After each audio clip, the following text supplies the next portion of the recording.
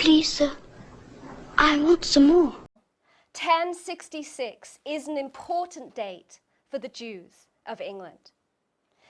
1066 is actually the first official date we have for Jews of Rouen coming to live in England.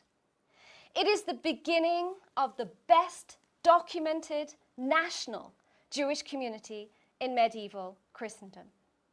William the Conqueror, the new Norman king, comes to England and invites his Jews from his Norman possessions to settle in England. These Jews are going to have a specific profession, specializing almost from the outset and much more narrowly in the banking business.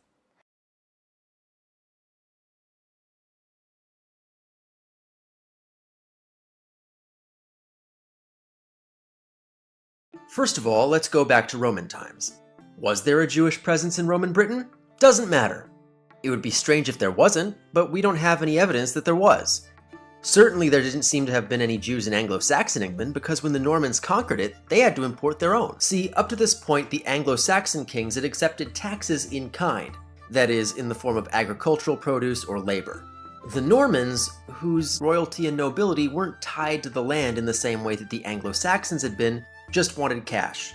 And to manage that cash, in 1070, King William the Conqueror invited a handful of Jewish merchants from Rouen to serve as moneylenders.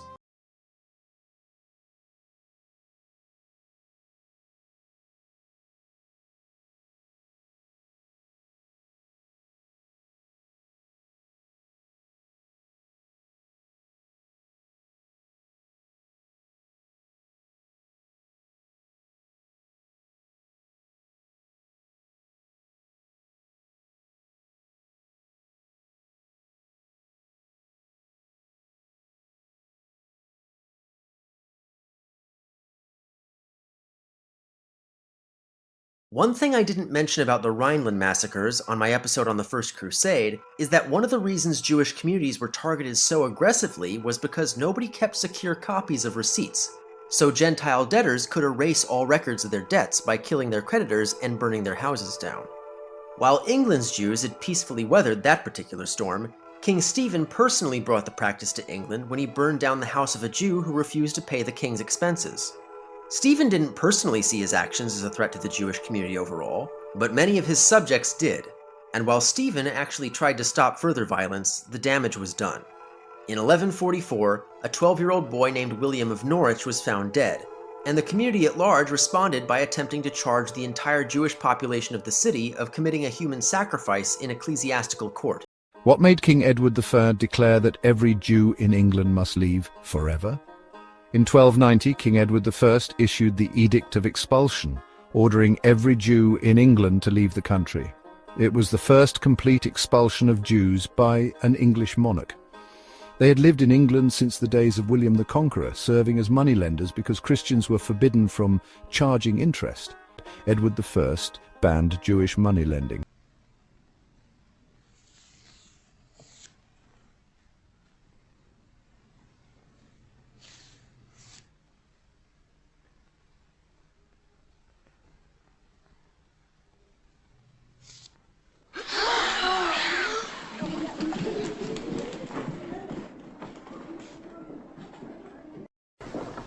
Please, sir, I want some more.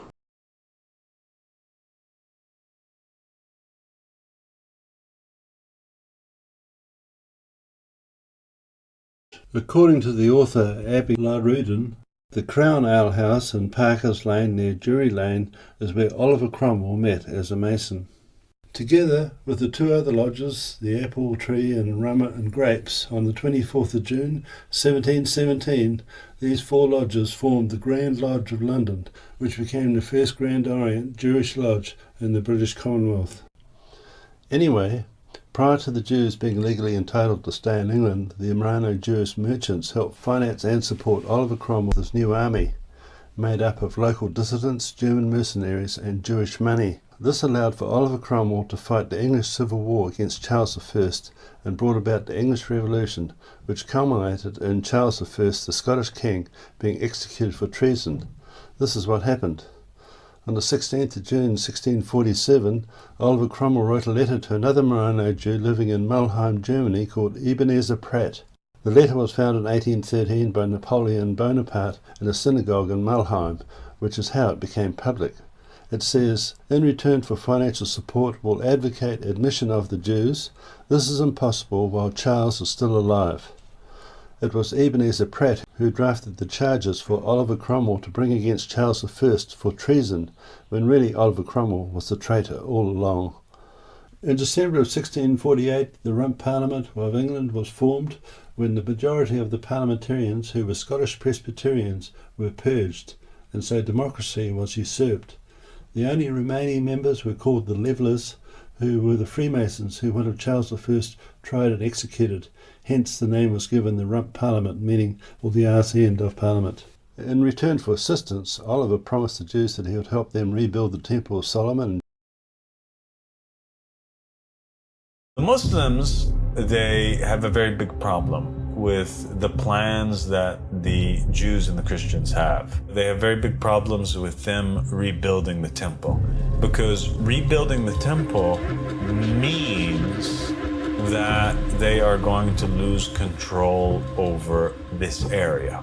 The site is holy to Muslims because they believe that they're the ones who have most of a right over it, because they are followers and acceptors of the Prophet Muhammad sallallahu alaihi wasallam. And the value of the prayer on that site is worth, according to some narrations, 1,000 prayers otherwise.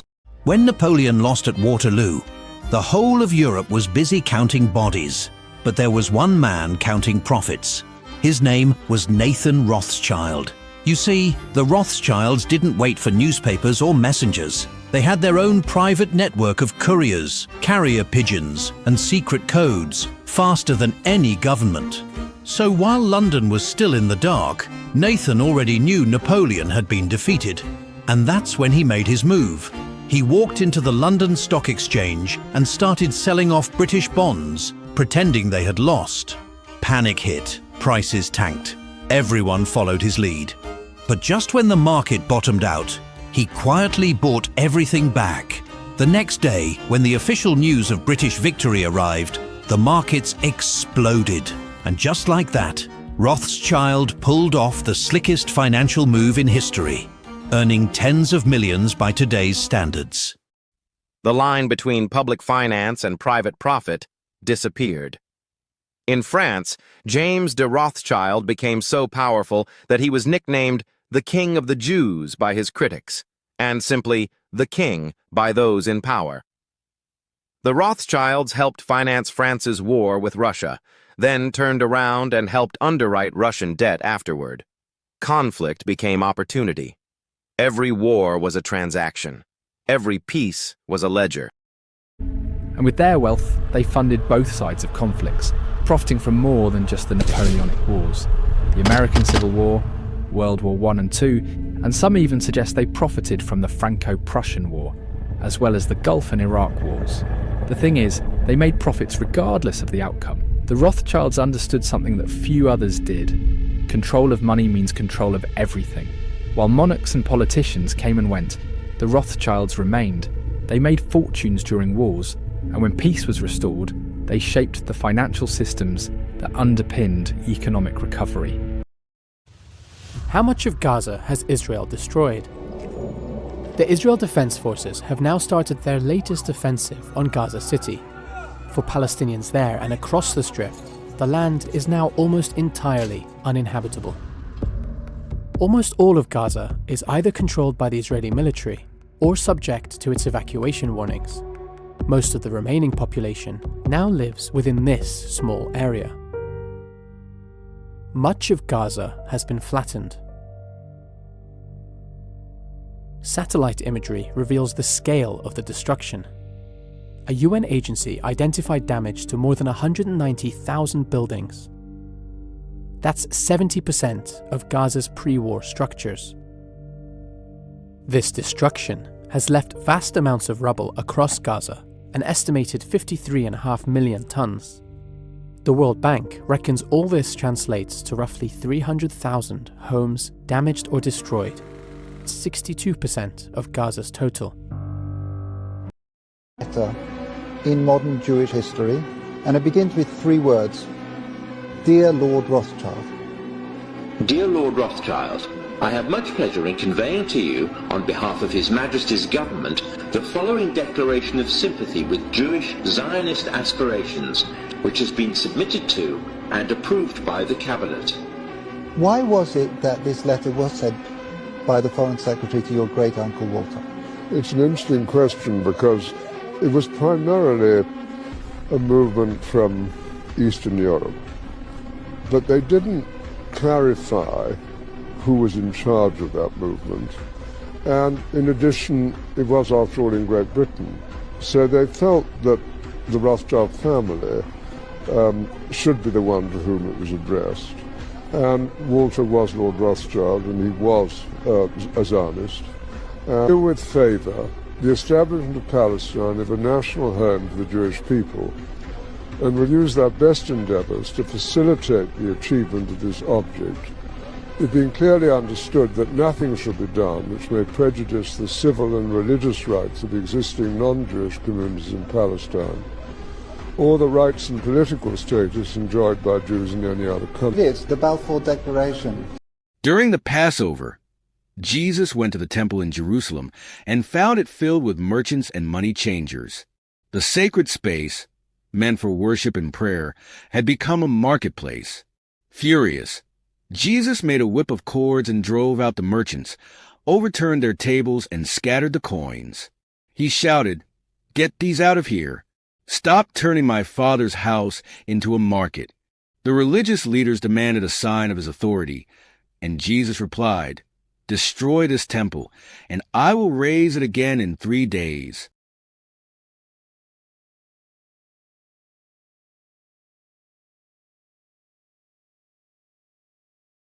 Could we be headed for economic collapse? Let's talk about the signals flashing red across the global economy. U.S. government debt has now surged past $36 trillion, and interest payments are becoming one of the largest line items in the federal budget, nearing $1 trillion. At the same time, American households are piling on credit card debt, now over $1.2 trillion, with delinquencies rising. Credit card debt increased by $82 billion year over year, ending 4Q 2024. Household debt ended 4Q 2024 at $18 trillion, up $533 billion versus the prior year. Globally, unresolved conflicts, from Ukraine to the Middle East to Oliver Twist. Yes, Oliver Twit, if you ask me. I would have done things rather differently, I can tell you that. Please, sir, I want some more. What? Please, sir, I want some more. More? All right, stop it. Stop it right there. Now go on, fill up the bowl. Go on. That's it. Now, put on this dress. Put it on! Now dance.